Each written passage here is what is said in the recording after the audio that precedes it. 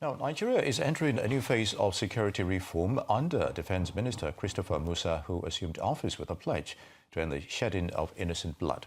He outlined a comprehensive strategy combining coordinated military operations, intelligence-led interventions, technology-driven solutions, and community engagement to tackle insurgency, banditry, mass kidnappings, and other security threats.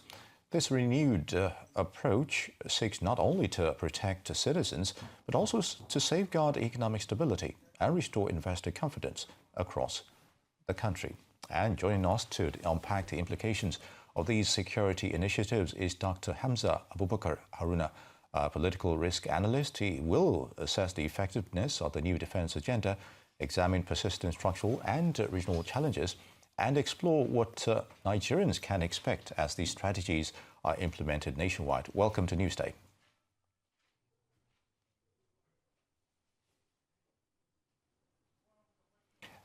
Dr. Haruna, if you can hear us, can you just affirm that? Yeah, Mr. Engineer, good afternoon. I'm with you. All right, very good. So, these new reforms to tackle insecurity, and of course, we have a new defense minister. Can you set an agenda for this new hierarchy in the defense ministry? And of course, what's to come in the next few days, you think? Actually, Engineer, before we go further into this matter, we would like to acknowledge Mr. President, Commander-in-Chief, Federal Republic of Nigeria, President Bola Ahmed Tinubu, for taking these drastic decisions at the time when meaningful Nigeria needed this much for replacing the former Badarufo of Federal Minister of Defense with an eloquent and vibrant Nigerian that has the Nigeria in his heart, which is Mr. Christopher Musa, to come to captain the ship in order to see, in the attempt of to see Nigeria can be able to sleep with their two eyes closed, despite all insecurity that is going. So what we can say to Mr. President, actually, he has done a very good decision in taking these when the Nigeria need most. And we must congratulate him because, as you can see, immediately Mr. Christopher, that's the Minister for the Minister's Defense Federal, that's the Federal Minister. You see how the measures he has been taken along with his counterpart, Mr. Bello Matawale. Well, looking at the public, acceptance that Mr. Musa has received, especially since he was appointed or nominated by President Bola Tinubu, do you see him having all that is needed to tackle all of these challenges, the security challenges in Nigeria? Because we know that, yes, he spoke about increasing the budget, saying that to fire an arm in Nigeria, you would actually spend a lot, especially looking at the cost of, loading the artillery and all of that. Do you think that even the federal government is ready when it comes to increasing the budget of the military? Actually, there is not any ministerial nominee that took a lot of time during the Senate screening than this of Mr. Christopher Musa, which I can call the Senate President, Mr. Pabio.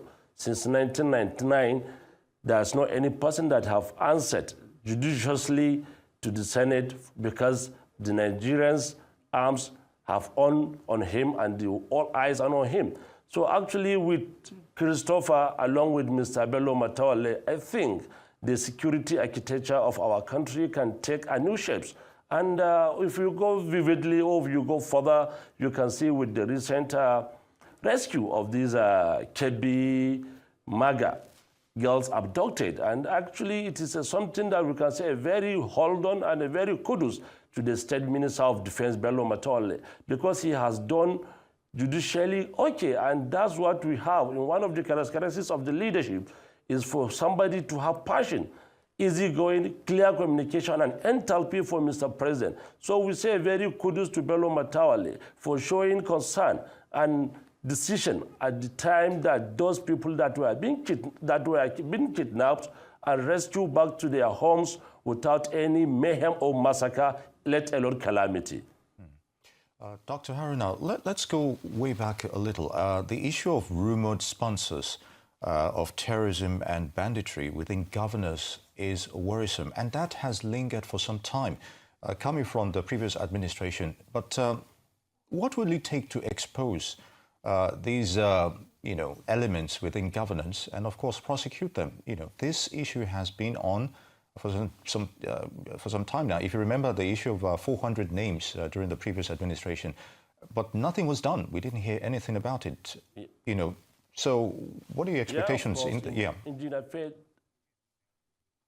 okay, my expectation regard to these governors, if there are interlink between the governors and the head of state or the people or the defense sector, I may say particular, if there is a link, if there is a collaboration with the governors and the defense ministry, I think issues of insurgency, issues of insecurity will have come to an end. I can take them for as a case of study where there is no communication between the incumbent governor, that's Mr. Dauda Lawan Dare, with the State Minister of Defense, which is from the zone. So if there is anything which is regard to security, you should have contacted the Mr. Bello Matawale because he's from the zone. And it is based on this assertion, Mr. President found him worthy to serve as the State Minister for Defense. I'm taking them for as a case of study because that's where the problem most likely rise. And for remaining governors, actually, what I would like to call them have been in interview on different occasions. We said an hungry man is an angry man. Mr. President, with his agenda of renew hope, he has done massively okay to governors so as that they should be able to provide welfares to their constituencies across to their state. But these governors, they take that palliatives. I would consider rather the fuel subsidy palliatives that they normally get from the FG.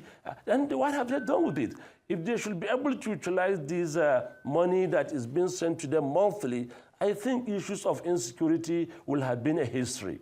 And how do you see this approach, especially this appointment of General Christopher Musa, influencing the government's broader security strategy, especially when you look at all of the threats that have been coming from the United States?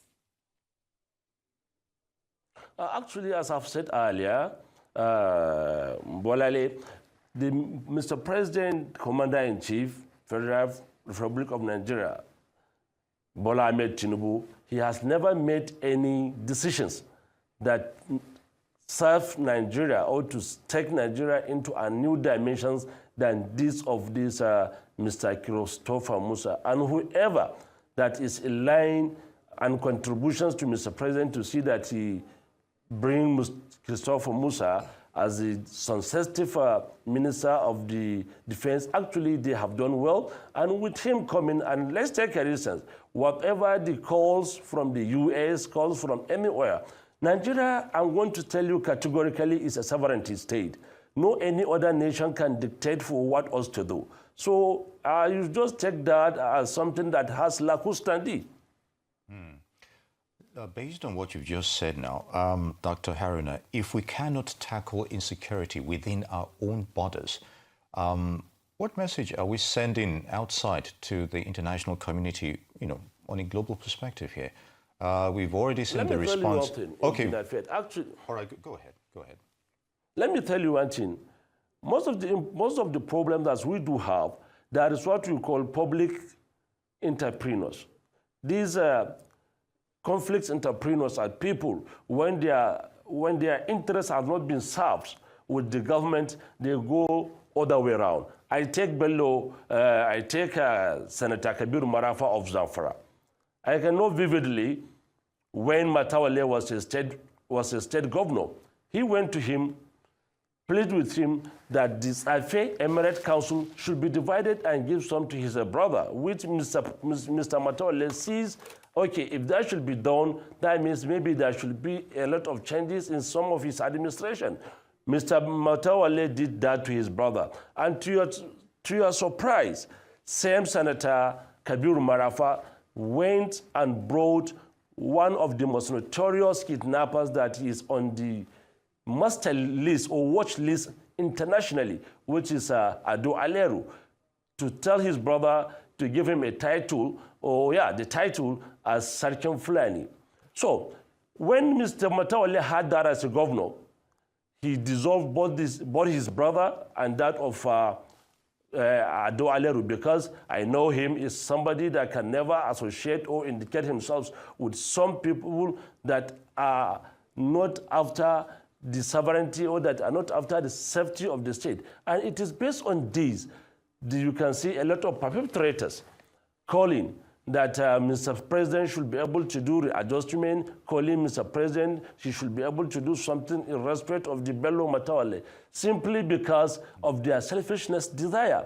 If we can be able to put selfishness interests aside, we will look at Nigeria as a nation, you and I, and everybody watching live us from home and any part of the world, that we can put our country intact. And let's say, okay, we are after our country. I think Dr. everybody should be a militant and should be a general of his own. Absolutely. We'd like to appreciate you for your time on Newsday today, analyzing the security situation in Nigeria. Thank you so much. Dr. Hamza Haruna is a political risk analyst.